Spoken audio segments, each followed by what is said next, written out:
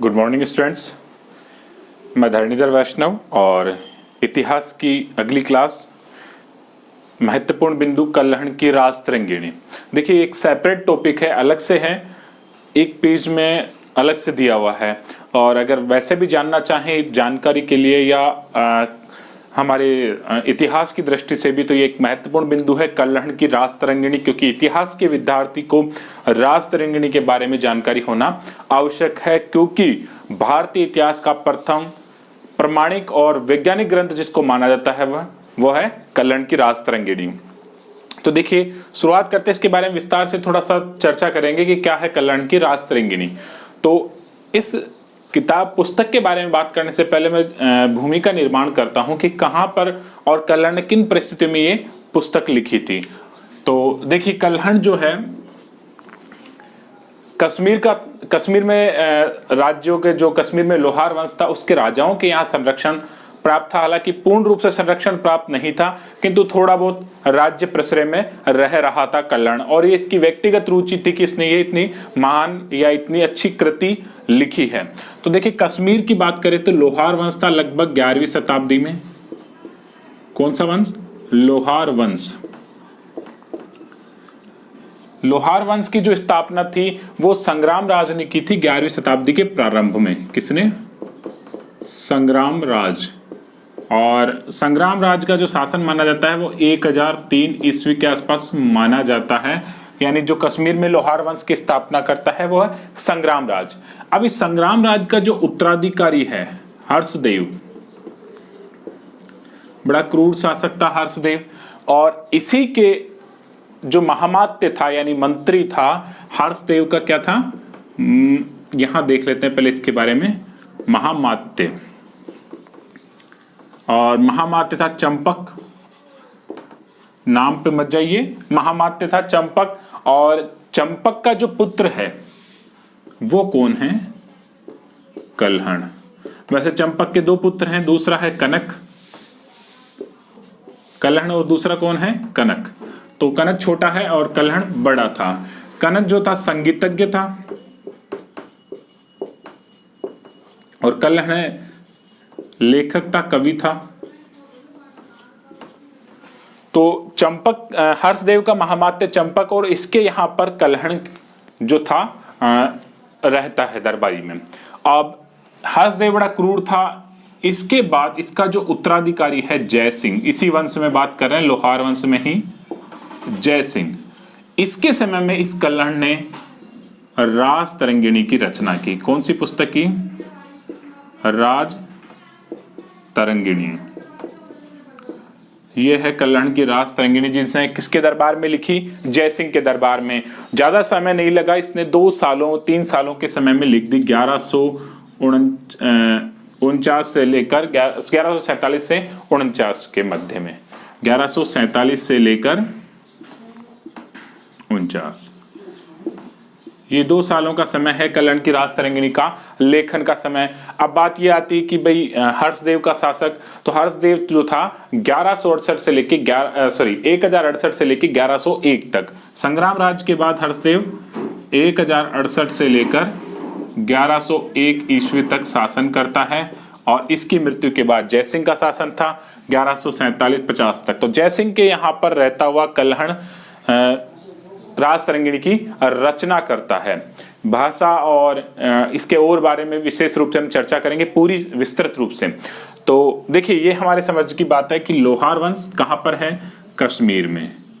लोहार वंश का शासन कहां पर है? कश्मीर में। कश्मीर में इसकी स्थापना करता है संग्राम राज। और भी बीच में मध्य में शासक हुए, किंतु हम ये मानते हैं संग्राम राज के बाद हर्षदेव, और हर्षदेव का जो महामात्य है चंपक, चंपक का पुत्र है कल्हण, और कनक, कनक का अग्रज कह सकते हैं इसको। हर्षदेव का उत्तराधिकारी जयसिंह, और जयसिंह के दरबार में रहते हुए कल्हण ने 1147 से लेकर 1149 ईस्वी में इस राज तरंगिणी की रचना की और एक महत्वपूर्ण इतिहास ग्रंथ उपलब्ध करवाया।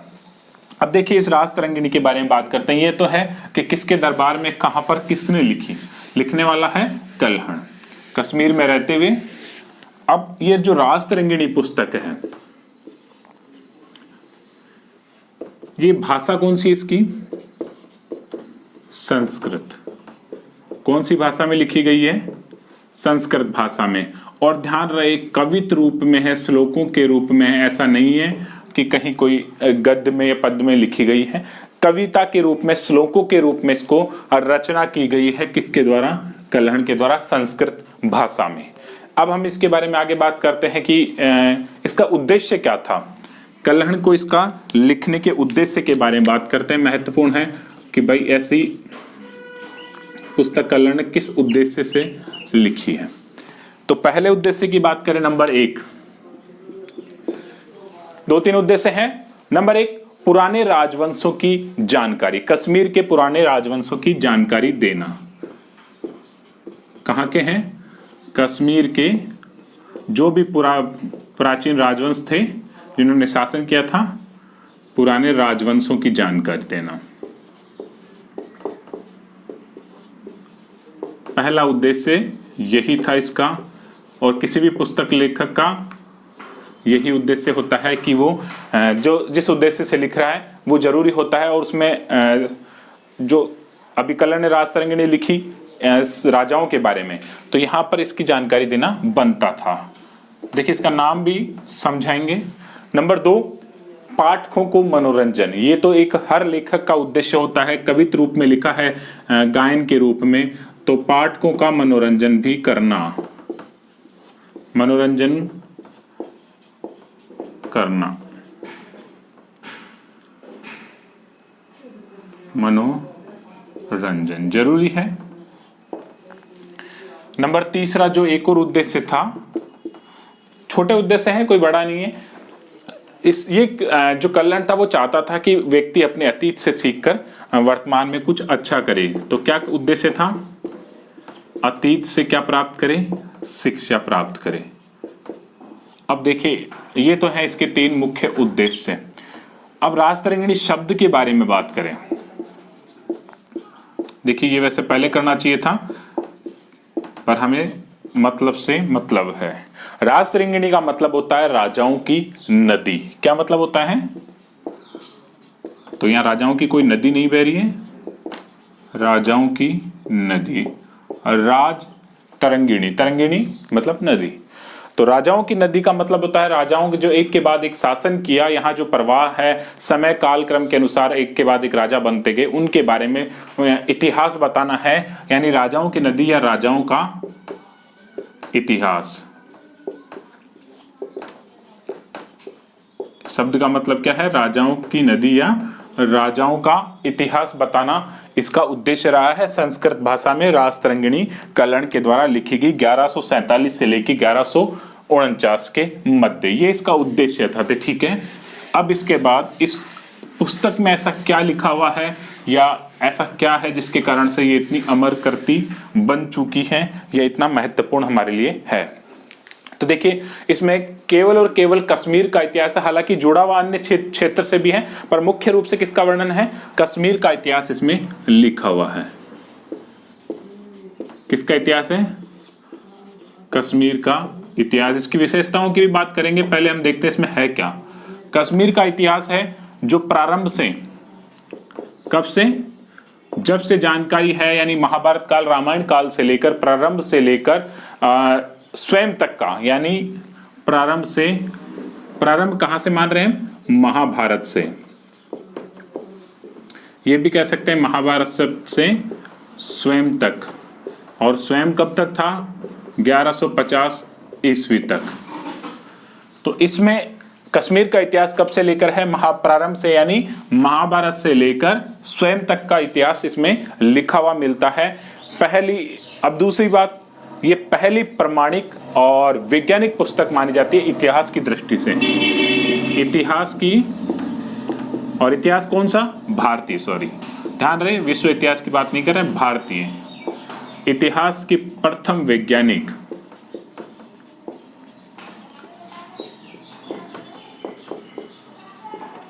और प्रमाणिक पुस्तक। प्रमाणिक इसलिए है क्योंकि इसने किंवदंतियां अनुश्रुतियों के साथ साथ में उनके साथ ऐतिहासिक तथ्य भी इसने जोड़े हैं, क्योंकि केवल एक कहानी बताना इतिहासकार का उद्देश्य नहीं होता, या कहानी के रूप में अतीत का गुणगान करना इतिहास नहीं है। इतिहास वो है जहां उसके साथ तथ्य प्रस्तुत किए जाए, निश्चित कुछ प्रमाण साक्ष्य के रूप में दिए जाए कि ऐसा इसलिए हुआ था। चाहे उसको कहानी रूप में प्रस्तुत करो, चाहे कवित रूप में प्रस्तुत करो, चाहे लेख गद्य रूप में प्रस्तुत करो, पर उसके पीछे साथ में तथ्य भी होने आवश्यक है। इसलिए इसको प्रथम वैज्ञानिक और प्रमाणिक माना जाता है। अब देखिए, ये जो पुस्तक है, ये अध्याय जिसको कह सकते हैं अध्यायों में विभाजित हैं, जिनको तरंग कहा गया है। अध्यायों को क्या कहा गया है? तरंग। 8 तरंग में ये विभाजित है। कितने तरंग है इस पुस्तक में? 8 तरंग है और 7826 श्लोक हैं। लगभग 7826 इसमें क्या है? श्लोकों में ये किताब लिखी गई है। अब देखिए 8 तरंग में क्या क्या है, देखते हैं इन तरंगों में क्या लिखा हुआ है। वापस दिखता हूं कितने तरंग हैं? 8 तरंग। अब इन 8 तरंगों का डिवाइडेशन करते हैं। तो प्रथम 3 तरंग की बात करें, जो शुरुआती 3 तरंग हैं इसके, यानी जो स्टार्टिंग के 3 तरंग है, प्रारंभिक 3 तरंग है, तरंग का मतलब यहां पर अध्याय से है, तो इसमें जो है प्राचीन कश्मीर का इतिहास है। किसका इतिहास है? प्राचीन कश्मीर का।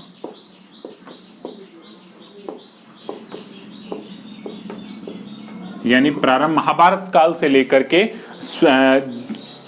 लगभग तीसरी जो ईसा पूर्व की सदी थी, लगभग प्राचीन काल, उसका इसमें इतिहास है। अब जो इतिहास इसमें लिखा हुआ है उसका स्रोत क्या है? वहां पर इसका जो स्रोत है वो है मौखिक, यानी लोगों से सुनी सुनाई बातें। ऐसा नहीं है कि प्राचीन काल का इतिहास ऐसा ही है, वहां निश्चित तिथि नहीं मिलती तो व्यक्ति अपना यथासंभव कल्याण ने साक्ष्य के रूप में या संभावित तौर पर अच्छी से अच्छी अपनी लेखन शैली से प्रभावित किया है या देने की कोशिश की है। दूसरा है यहाँ पर मौखिक जो परंपराएं हैं, या मौखिक बात की बात करें, परंपराएं, जो कुछ परंपराएं चल रही थी या ऐसा इतिहास था, उनके बारे में भी इसमें वर्णन है। इसके अलावा जो पुरातात्विक स्रोत हैं उनके बारे में भी, या और मिथक यानी जो किंवदंतियां अनुश्रुतियां चलती हैं, और जो प्रमाणिक स्रोत मिलते हैं, पुरातात्विक स्रोत मिलते हैं, वो भी हैं। अनुश्रुतियों के अलावा पुरातात्विक और अनुश्रुतियां, ये सब चीजें हैं जिनका कल्याण ने इसमें समावेश किया है, जिनके आधार पर इस प्रारंभिक जो 3 तरंग है उनमें लिखा हुआ है। अब इसके अलावा इसने क्या किया है? राजाओं और जो उस समय के शासक थे उनका महाभारत और रामायण से भी संबंध स्थापित किया है। कश्मीर के शासकों का, राजाओं का, जो प्राचीन कश्मीर के राजा थे, राजाओं का रामायण और महाभारत से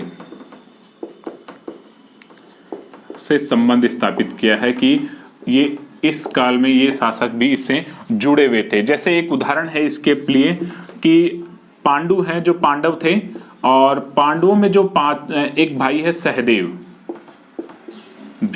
युधिष्ठिर, अर्जुन, भीम, नकुल और सहदेव जो सबसे छोटा भाई था, उस सहदेव ने कश्मीर के प्राचीन राज्य की स्थापना की थी। ऐसा इसने वर्णन दिया है, कश्मीर के राज्य की स्थापना करता है।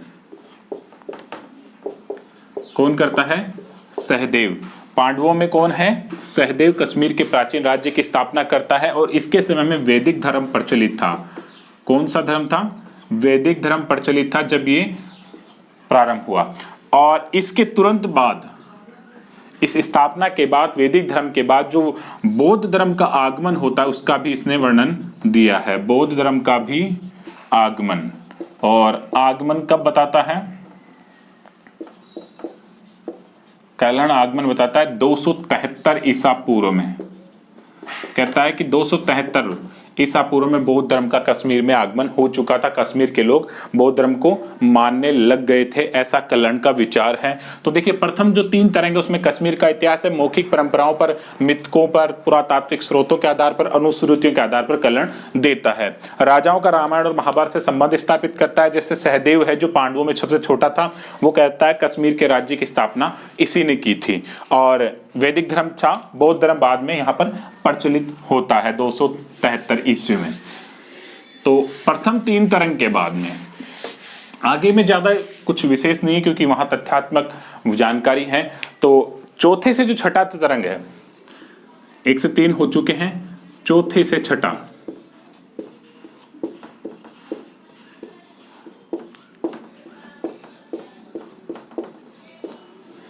चौथे से जो छठा तरंग है उसमें देखिए कश्मीर में शासन किया था 2 वंशों ने। नंबर 1 है कारकोट और दूसरा है उत्पल वंश। उसके बारे में जानकारी देता है। कौन कौन से वंशों की? कारकोट व उत्पल वंश। लोहार वंश से पहले कारकोट और उत्पल वंश ने शासन किया था, तो उसके बारे में इसका वर्णन है। अब 7वां और 8वां, 7वां और 8वां जो तरंग है उसमें देखिए नंबर 1 स्वयं के बारे में व्यक्तिगत जानकारी, क्योंकि उत्पल वंश यहां तक हो चुका है छठे तरंग तक। तो 7वें 8वें तरंग में स्वयं का भी वर्णन, और स्वयं लोहार वंश से संबंधित था। लोहार वंश में राजाओं के समय था इसका, इसलिए उसी के साथ जोड़ते हुए इसने लोहार वंश का भी इतिहास दिया है। तो इस जो तरंग है 7वां 8वां, उसमें कल्हण का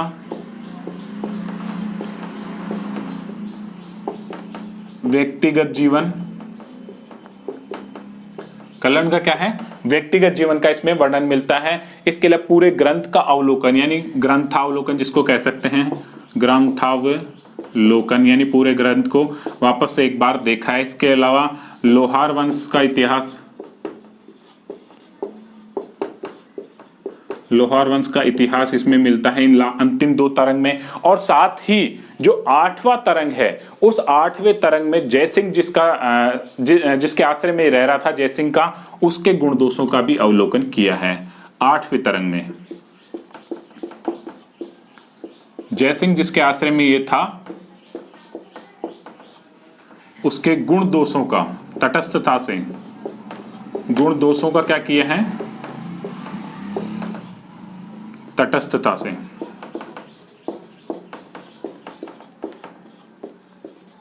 अवलोकन किया है या उनका वर्णन देता है। कौन? कल्हण। तो ये थे इसके 8 तरंग।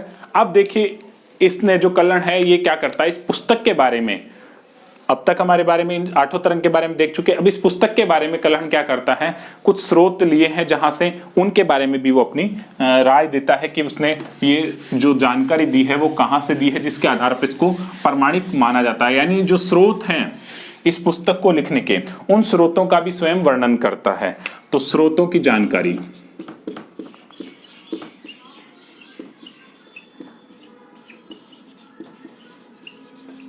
स्रोतों की जानकारी की ये पुस्तक उसने कौन से स्रोत से ली है, कहां से उसको ये जानकारी प्राप्त हुई इतिहास लिखने की। तो इसके बारे में एक एक करके बात करते हैं। जो सबसे नंबर 1 है, पहली बात है, वो है पूर्व के 11 विद्वान जो इसके पूर्व में जो इन्होंने कश्मीर का इतिहास लिखने का प्रयास किया था, उनका जानकारी दी है और उनकी विवेचन पद्धति में कमी है वो भी बताई है। नंबर 1, पूर्व के 11 विद्वानों की जानकारी,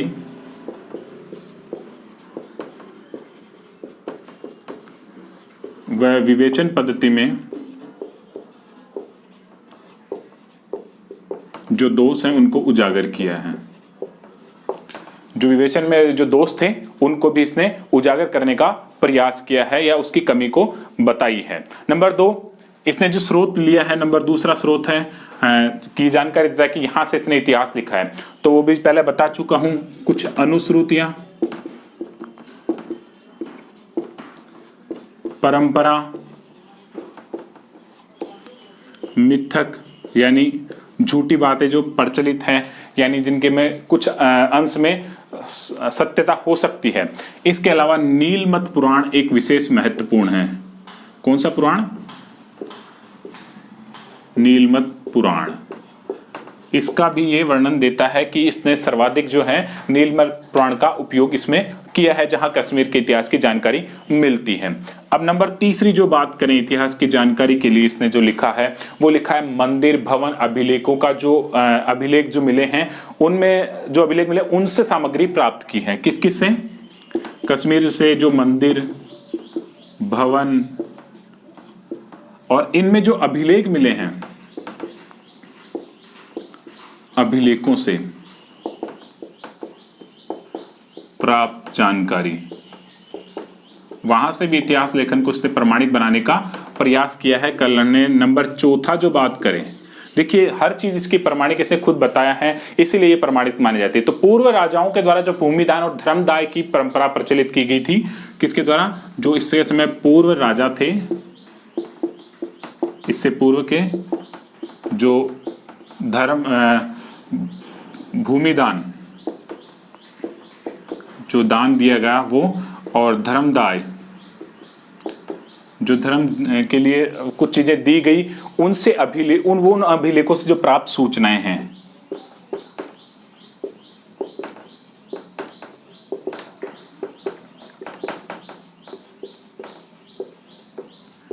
उनसे भी ये जानकारी जुटाता है। नंबर 5 जो बात करें इसके स्रोतों के बारे में, तो इसके समय से पूर्व 11 सूरियों के जो ग्रंथ हैं और कुछ और चीजें हैं, जैसे देखते हो क्या क्या है। पूर्व के 11 सूरियों द्वारा जो इतिहास लेखन का प्रयास किया गया है, उनके जो 11 सूरियों के ग्रंथ हैं, नीलमत पुराण के बारे में बात कर चुका हूं। इसके अलावा कुछ अन्य है, जैसे वास्तुशास्त्र, प्रशस्ति पत्र,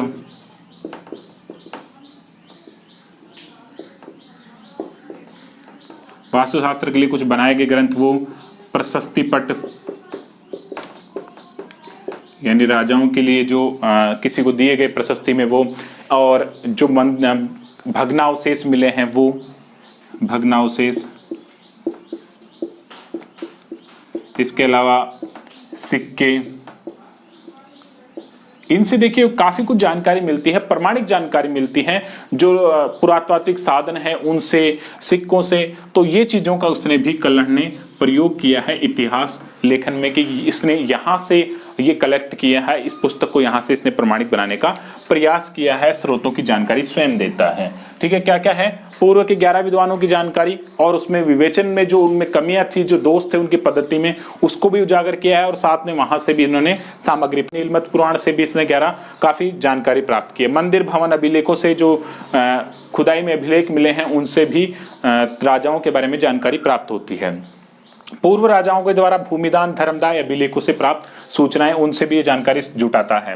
इसके अलावा सूर्यों के 11 ग्रंथ हैं, जिनमें नीलमत पुराण भी हैं। वास्तु शास्त्र के लिए जो ग्रंथ है वो प्रशस्ति पत्र, मुद्राएं, सिक्के और पुरातात्विक स्रोत, इनसे ये जानकारी जुटाता है अपने ग्रंथ लेखन में। अब हम देखते हैं राजतरंगिणी की विशेषताएं। बहुत सारी विशेषताएं हैं, अच्छा ग्रंथ है इसलिए विशेषताएं तो होनी ही है। तो देखिए इसकी कौन कौन सी विशेषताएं हैं, उनके बारे में बात करते हैं। तो सबसे पहला, कोई दबाव में नहीं लिखा गया, स्वतंत्र रूप से संरक्षण भी प्राप्त था। तो मामूली छोटा मोटा संरक्षण प्राप्त था, स्वयं अपने खर्चे पे अपने स्तर पर ये पुस्तक लेखन का कार्य करता है कल्हण। तो निष्पक्ष और निर्भय ऐतिहासिक करती है। ये कैसी है? निष्पक्ष है, इसमें किसी का पक्षपात नहीं किया गया है, निष्पक्ष व निर्भय ऐतिहासिक कृति।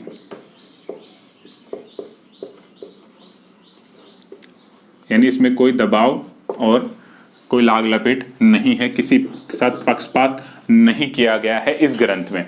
दूसरा, इस ग्रंथ में कल्हण जो है वो एक इतिहास लेखन को एक कह सकते हैं सलाह भी देता है कि एक इतिहास लेखक के, सच्चे इतिहास लेखक की वाणी को न्यायाधीश के समान राग द्वेष से मुक्त होना चाहिए। क्या कहता है कल्हण? कि सच्चे इतिहास लेखक की, मैं भी सच्चा इतिहास लेखक हूं, सच्चे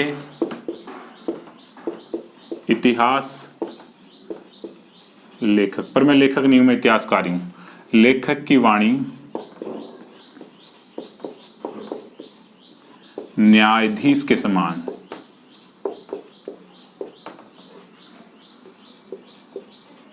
न्यायाधीश के समान कैसी होनी चाहिए? राग द्वेष से मुक्त।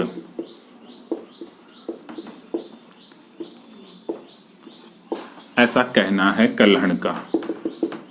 ये दूसरी विशेषता। नंबर 30 बात करें तो ये राजनीतिक ग्रंथ तो है ही है, साथ में सदाचार और नैतिक शिक्षा पर भी इस पे प्रकाश डाला गया है, जोर दिया गया है। राजनीति के साथ साथ में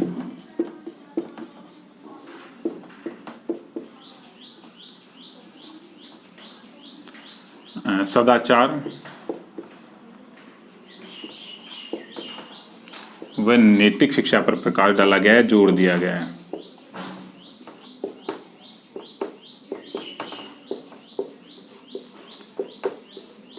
कि व्यक्ति का आचरण कैसा होना चाहिए, ऐसा भी ये कल्हण बताता है। इसके अलावा इतिहास द्वारा सांसारिक जीवन, यानी जो एक इतिहासकार इतिहास में जो सांसारिक जीवन व्यक्ति जिया है, भौतिक ऐश्वर्यता की नश्वरता को प्रकट करना चाहता है। मतलब व्यक्ति जो जैसा जीवन जीता है उसका अंत में पतन की ओर ले जाता है। वो सारी चीजें कि संसार नश्वर है, आत्मा जन्मर है, क्षणभंगुर है, यानी संसार आत्मा का एक दिन परमात्मा में विलय हो जाना, ये सारी चीजें नैतिकता की इसमें देता है। तो क्या देता है? इतिहास द्वारा सांसारिक जीवन पर, क्योंकि इतिहास से ही पता लगती है कि कौन कौन मरा और कौन जिया। इतिहास द्वारा सांसारिक जीवन पर और साथ में भौतिक ऐश्वर्यता की